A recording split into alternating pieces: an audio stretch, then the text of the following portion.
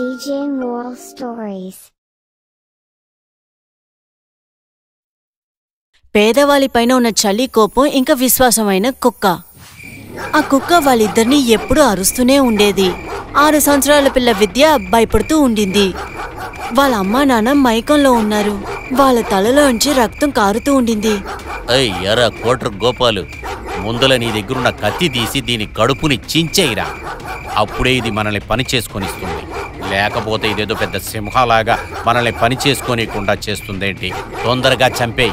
గోపాల్ ఆ కుక్కని చంపడానికి ఒక కత్తిని తీసుకుని వెళ్ళాడు. కానీ ఆ కుక్క వాడి చెయ్యి పైన నోరు పెట్టి బాగా కొరికేసింది. అన్నయ్య, ఈ కుక్క నా చెయ్యిని కొరికేసింది. ఇప్పుడు ఏం చేసేది? ఇప్పుడు నా కడుపుని చుట్టినే ఇంజెక్షన్ వేసుకోవాలనా? రే గోపాలు, అరవకరా. ఈ కుక్క కోరికినందువల్ల నువ్వేం చచ్చిపోవులే. ఇలాగే నువ్వు అరుచుకుంటూ ఉన్నావనుకో, పక్కనున్న వాళ్ళు ఎవరన్నా లేచి వస్తారు. మనం వచ్చిన పని జరగకుండా పోతుంది. గోపాల్ చేతుల్లో నుంచి రక్తం వస్తూ ఉండింది. మళ్ళీ తనకి ధైర్యం ఇచ్చుకుంటూ కత్తిని మళ్ళీ తీసి ఆ కుక్క పైన కొడిచారు. ఆ కుక్క భయంకరంగా అరుచుకుంటూ నేలపైన ఏడుస్తూ ఉండింది. Mowgli, Mowgli. అలా చెయ్యరా బాబు, సూపర్గా భలే చేసావు కదరా. ఆ తర్వాత గోపాల్ మరియు కుమారు ఆ అమ్మాయి దగ్గరికి వెళ్లారు. ఇంకా అమ్మాయిని భుజం పైన వేసుకుని అలా నడుస్తూ వెళ్ళిపోయారు. మోగ్లీ, మోగ్లీ, నన్ను కాపాడు. మోగ్లీ. విద్య గొంతు వినిన తర్వాత కింద పడి అరుస్తూ ఉన్న మోగ్లీ మళ్ళీ లేచి నుంచుని ఆ రౌడీల పైన అటాక్ చేసింది. ఇంకా గోపాల్ ని చంపడానికి ప్రయత్నించింది. అన్న, ఈ కుక్క నన్ను తిని చంపేసుని లాగుందన్నా. కొంచెం కాపాడండి అన్నా, కొంచెం కాపాడండి అన్నా, ప్లీజ్ అన్నా, అన్నా ప్లీజ్. గోపాల్ గొంతు వినిన తర్వాత మైకంలో ఉన్న రామయ్య కళ్ళు తెరిచారు. ఇంకా ఆయన తన కళ్ళకు ముందు చూసిన దృశ్యాన్ని, దానివల్ల తన కోపం చాలా ఎక్కువైపోయింది. ఇది రామయ్య కథ. ఆ రామయ్య ఒక బలూన్ వ్యాపారం చేసే మనిషి. కొన్నిసార్లు తన్ని రైల్వే స్టేషన్ లో బలూన్ అమ్మేది చూడొచ్చు, లేదంటే బస్ స్టాండ్ లో చూడొచ్చు, లేక మాల్ దగ్గర, లేక ఏదైనా పార్క్ దగ్గర. బలూన్ కొనుక్కోండి బాబు, బలూన్ కొనుక్కోండి. బలూన్ బాబు, బాబు కలర్ అయిన వెరైటీ అయిన బలూన్లు ఉన్నాయి బాబు. పచ్చ కలర్ బలూన్ ఉంది, ఎర్ర కలర్ బలూన్లు ఉన్నాయి, కొనుక్కోండి బాబు. పచ్చ కలరు జింగ్ జా, పసుపు కలరు జింగ్ జా, అన్ని కలర్లు జింగ్ జా కొనుక్కోండి. ఒకరోజు జరిగిన విషయం. అప్పుడు చలికాలం. రామయ్య ఒక మాల్ దగ్గర నుంచి బలూన్ అమ్ముతూ ఉండేటప్పుడు రామయ్య బలూన్ అమ్మేది చూస్తున్నప్పుడు ఒక చిన్న పిల్లాడు ఇప్పుడే వాళ్ళ అమ్మ దగ్గర మాల్ నుంచి బయటకొచ్చాడు. ఇంకా వాళ్ళు వాళ్ళ పెద్ద కార్ దగ్గరికి వెళ్తూ ఉన్నారు. రామయ్య దగ్గర ఉన్న బలూన్ ని చూసి అది కొనమని చెప్పి వాళ్ళ అమ్మ దగ్గర అల్లరి చేశాడు. అమ్మా అమ్మా అమ్మా, నాకు ఆ బలూన్ కావాలమ్మా. అక్కడ ఆ పచ్చ colour, blue colour, yellow colour, ఆ బలూన్ అంతా నాకు కావాలమ్మా. ఇన్ని బెలూన్స్ పెట్టుకొని నువ్వేం చేస్తావు? ఒక్కటి కొనుక్కో. లేలే అమ్మా, నాకు అన్ని కలర్ బలూన్ కావాలి. అప్పుడే నేను బర్త్డే రోజు కేక్ కట్ చేస్తాను. ఓకే బాబు, కొని పెడతానులే. చాలా మొండివాడివి నువ్వు. ఆ తల్లి ఆ పిల్లాడిని రామయ్య దగ్గరికి తీసుకెళ్ళింది. అన్నయ్య, బెలూన్లెంత? ఒక బలూన్ 5 రూపాయలు మేడం. ఒకటి 5 రూపాయలా? సరే, నాకు అన్ని బెలూన్స్ ఇచ్చేయండి. అన్నీ ఇవ్వమంటారా? అన్ని అమ్మటానికే కదా పెట్టుకున్నారు. సరే మేడం. అవును, అమ్మటానికేగా తీసుకొచ్చాను. ఇలా చూడండి, ఈ బెలూన్స్ అన్ని తీసుకెళ్లి అక్కడ నుండి చూసారా రెడ్ కలర్ కారు, దాంట్లో పెట్టండి. తర్వాత ఈ బెలూన్స్ అంతా రేట్ ఎంత? మేడం 150 రూపాయలు అవుతుంది మేడం. సరే, ఇదిగోండి 200 ఉంచుకోండి. ఈ రోజు మా అబ్బాయి పుట్టినరోజు, మీ కుటుంబానికి ఏమైనా కొనుక్కెళ్ళండి. వాళ్ళ మాట విడిన తర్వాత రామయ్య కళ్ళు నీళ్లు తిరిగింది. ఆయన చాలా రోజులుగా ఎక్కువ చలి ఉండడం వల్ల ఆయన వ్యాపారం చాలా స్లోగా వెళ్తుండింది. రోజంతా ఆయన నుంచుని పనిచేసినా సరే ఒక 4-5 బళ్ళన్లే అమ్మగలిగారు. ఆదాయం సరిగా రానప్పటికీ ఇంట్లో ఉండే వాళ్ళకి భోజనం తక్కువే ఉంటుంది. ఏం చేయమంటావు కామాక్షి? పగలు ఫుల్లుగా నుంచొని వ్యాపారం చేస్తున్నాను. అవును, ప్రజలేంటో చలిగా ఉందని బయటికి రావటం లేదు. విద్యకు ఒక చపాతీ ఇచ్చాను, మిగతా ఇంకొకటి ఉంది, కానీ పిండి అస్సలు లేదండి. సరే, ఇక్కడ చూడు ఆ పిండి. నాకు కొంచెం పొట్ట బాగోలేదు, అది నువ్వు తినేసేయ్. పేదవాళ్ళ జీవితం ఇలాగే. కొన్ని సమయాల్లో పొట్టకి ఆహారం లేదంటే పస్తునుండడం. కానీ ఇవాళ రామయ్య చాలా సంతోషంగా ఉన్నారు. ఆయన కాస్త పిండి, బియ్యం, ఉప్పు, కాయగూరలు అన్ని కొనుక్కున్నారు. ఇంకా ఆయన విద్యకి నచ్చిన ఒక వస్తువుని కూడా వెళ్ళేటప్పుడు కొనుక్కున్నారు. సరే, ఆ జిలేబీ ఎలాగుంది? బాగుందా? అన్ని వేడిగా ఉందన్నా, కావాలంటే తిని చూడండి. వద్దు నేను తినలేనులే. సరే, మీకు ఎంత కావాలి? 1 కిలో? లేదండి, అంత తీసుకెళ్లి నేనేం చేసుకోను. ఒక 10 రూపాయలకి ఇవ్వండి చాలు. రామయ్య చెప్పింది వినిన తర్వాత జిలేబీ వాడు మొహాని తిప్పుకున్నాడు. కానీ అదే జిలేబీని ఆయన కొనుక్కుని ఇంటికెళ్లేటప్పుడు వాళ్ళ చిన్న కూతురు విద్యా మొహంలో చాలా సంతోషం కనిపించింది. నాన్నా, జిలేబీ కొనుక్కొచ్చారా? ఈ జిలేబీ తిని ఎన్ని నెలలవుతుంది. ఇదిగో మీరు కూడా తినండి. అది నేను తినను కదా పాప, అది నువ్వు తింటానికే తీసుకొచ్చాను. అలంతా చెప్పకూడదు, మనందరం కలిసి తిందాం. కామాక్షి కూడా చాలా సంతోషంగా ఉండింది, ఎందుకంటే కొద్ది రోజులకి అందరికీ కడుపు నిండా అన్నం దొరుకుతుందని. అప్పుడే ఒక భయంకరమైన గొంతు వల్ల అందరికీ ఒకలాగైపోయింది. చాలా బాగుంది రామయ్య. ఈ నెలకు మీరు ఇంకా ఇంటికి రెంట్ ఇయ్యలేదు కదా, కానీ ఇక్కడ మీరు కూర్చుని బాగా తింటున్నారు. ఆ గొంతు ఇంకా ఎవరిదో కాదు, ఇంటి రామయ్య వాళ్ళ ఓనర్ది. ఆయనకి అసలు కొంచెం కూడా కనికరం లేదు. ఏమి రామయ్య, రెంట్ ఏమైంది? గురుగారు, నేను అద్దె త్వరగా ఇచ్చేస్తానులేండి. అదే రామయ్య, ఎప్పుడు ఇస్తావో? ముహూర్త రోజు చూసే అన్ని ఇస్తావా? గురుగారు, నేను నెల అద్దె కరెక్ట్గా ఇస్తున్నానుగా. ఈ నెల కొంచెం వ్యాపారంలో నష్టం వచ్చింది, అందుకే ఈ నెల లేట్ అవుతుంది. చాలా మోసమైన మనిషి నువ్వు. నీ వల్ల ఇంటి రెంటే ఇయ్యను కాలేదు. నువ్వు యారా అంటే జిలేబీ తింటున్నావు.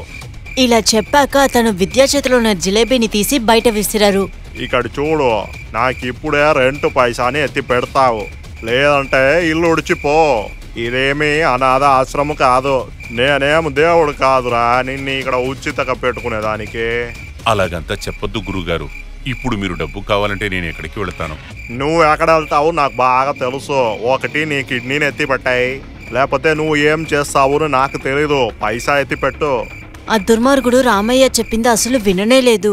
ఇంకా తట్టుకోలేని ఆ చల్లగాలిలో రామయ్యని ఇంకా వాళ్ళ కుటుంబాన్ని బయటికి తరిమేశారు. అతను అసలు దయ చూపించలేదు. మనకైనా పర్లేదు, మన బిడ్డ గురించి ఆలోచించుండొచ్చు కదా. ఈ లోకమే డబ్బుతోనే ఉంది. ప్రతి ఒక్కరూ డబ్బు గురించి మాత్రమే ఆలోచిస్తున్నారు. డబ్బు లేకపోతే ఈ ప్రజల్లో మనం బతకలేము. ఇప్పుడు మనం ఎక్కడికి వెళ్దామండి? ఎక్కడికా? ఇంత పెద్ద లోకాన్ని పుట్టించాడు దేవుడు, మనకని ఒక చోటు లేకుండా పోతుందా? అక్కడ ఇక్కడ అని తిరిగి రాత్రి 2 అయింది. చలితో అందరూ చచ్చిపోతున్నారు. అప్పుడే వాళ్ళు రోడ్లో ఉండే ఒక సిమెంట్ పైప్ ని చూశారు. ఇది కొంచెం పట్టుకో అమ్మా, మనకి ఇక్కడ ఉండటానికి ఒక చోటు దొరికింది. ఇంక మీద మనం ఇక్కడే ఉండొచ్చు. వాళ్ళక్కడ పైప్ దగ్గరికి వెళ్ళినప్పుడు అక్కడ ఒక కుక్క ఉన్నది ఆయన చూశారు. కానీ వాళ్ళ పైప్ దగ్గరికి వెళ్లి నుంచున్నప్పుడు ఆ కుక్క బయటికి వచ్చింది. తన తోకని ఊపడం మొదలుపెట్టింది. విద్య దాన్ని బుజ్జగిస్తూ ఉండింది. కామాక్షి, ఆ కుక్కని చూశావా? మనల్ని చూసిన వెంటనే అదే బయటికి వచ్చేసింది.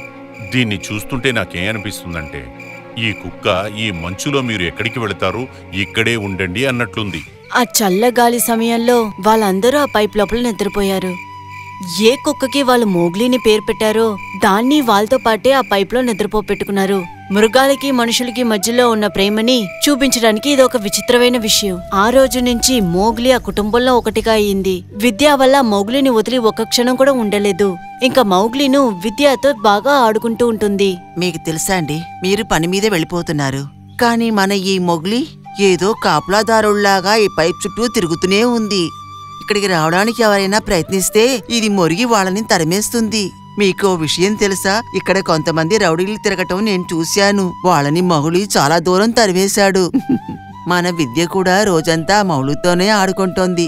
మంచిదే కదా కామాక్షి, నాకు అర్థమవుతుంది. మనం ఇప్పుడు ఇక్కడే ఉంటున్నాం, కానీ ఈ ప్లేసు మంచిది కాదు.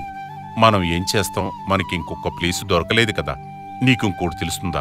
నేను ఎంతైనా బలూన్లు అమ్ముతూ ఉన్నా కానీ నా దేశం మొత్తం మీ మీదే ఉంటుందమ్మా. అంతా త్వరలోనే సరైపోతుంది. ఏవండి, మీరేం దిగులు పడకండి, మన మౌలి ఉన్నాడు కదా. వాళ్ళు మోగ్లీ బాగా పనిచేస్తున్నారు. ఒకరోజు ఏం జరిగిందంటే ఎవరో మోగ్లీని రాయి పెట్టి కొట్టేశారు. పాపం తనకి చాలా పెద్ద దెబ్బ తగిలింది. తన కాలు నుంచి చాలా ఎక్కువ రక్తం పోయింది. అది చూసిన విద్య తన ఫ్రాక్ ని చింపి ఒక చిన్న గుడ్డలాగా కట్టింది. అటువైపుగా వెళ్ళొద్దని నీకు నేను ఎన్నిసార్లు చెప్పాను, మరి ఎందుకు వెళ్ళావు? గురించి నీకు అస్సలు బాధ లేదా? ఓ, ఇంక నీతో నేను మాట్లాడను. ఇలా చెప్పి మౌగ్లీ పైన కోపం వచ్చినట్టు విద్య ఒక పోలి కోపాన్ని చూపించింది. ఇంకా మౌగ్లీ కంట్లో కూడా నీళ్ళు తిరిగింది. ఇంకా కుక్క తన్ని చూసి మొరగడం మొదలుపెట్టింది. అది చూడ్డానికి ఎలా ఉందంటే తన్ని బుజ్జగిస్తున్నట్టు ఉంది. సరే సరే సరే, గొడవ చెయ్యొద్దు, ఇంకిలాంటి తప్పులు చెయ్యొద్దు. లేదంటే నేను ఈసారి నీతో అస్సలు మాట్లాడను. రామయ్య వాళ్ళ కుటుంబానికి వాళ్ళకి రాబోయే ఆపద గురించి తెలీదు. చెప్పాలంటే పిల్లల్ని దొంగతనం చేసుకునే వాళ్ళ మనుషులు వాళ్ళ చూపు విద్య పైన పడింది.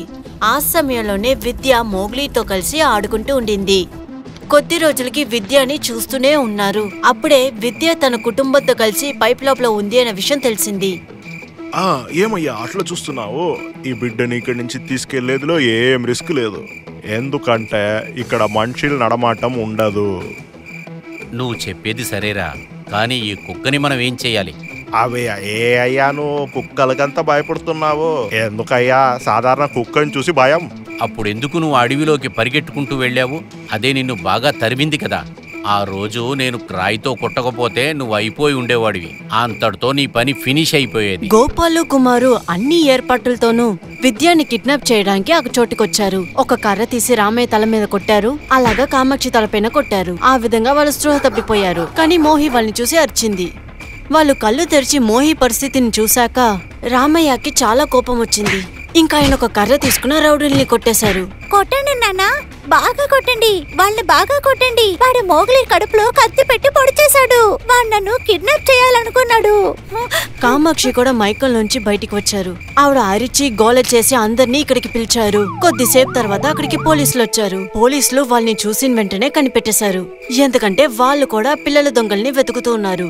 మీ కుక్క నాకు చాలా హెల్ప్ చేసింది. దాని వల్ల మీరు స్టే చేసేదానికి మేము మీకు జాగా ఇస్తాము. అది కాకుండా మీకు కావాల్సిందంతా మేము చేసి ఇస్తాము. వాళ్ళు ఈ విధంగా మాట్లాడుతుండేటప్పుడు విద్య మోగ్లీ పక్కన కూర్చుని బోర్మని ఏడ్చింది.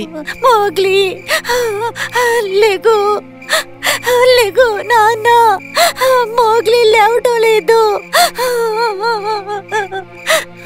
కానీ మోగ్లీ ఎలా లేవగలడు? తను తన రుణాన్ని తీర్చుకున్నాడు. అలా నిరంతరంగా ఒక లోకానికి వెళ్లి చేరాడు. ఆ లోకంలో ద్వేషకి అసలు దారే లేదు. ఆ లోకం మొత్తం ప్రేమతో నిండుంటుంది.